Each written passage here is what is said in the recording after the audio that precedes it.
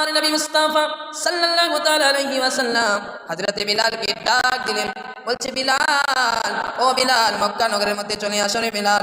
হযরত বিলাল নবীর কথা শোনার পরে হযরত বিলাল মক্কা নগরের দিকে রওনা দিলেন।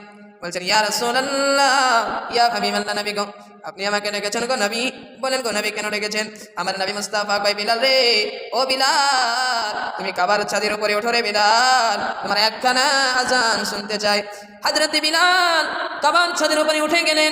উঠে যাওয়ার পরে হযরত বিলাল কয়, ইয়া রাসূলুল্লাহ, ইয়া হাবিবাল্লাহ, নবীজি আমার, গো আমার নবী, আমি তো কাবার ছাদের উপরে উঠে গেলাম গো নবী, আমি কোন দিক দিয়ে আজান দিব গো নবী ভেবে পাচ্ছি না।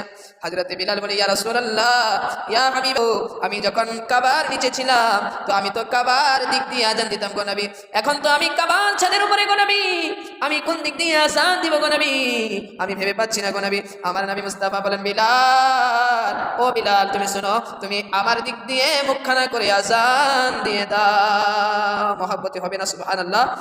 হযরত বিলাল আমার নবীর দিকে মুখখানা করে আজান দিয়ে দিলেন।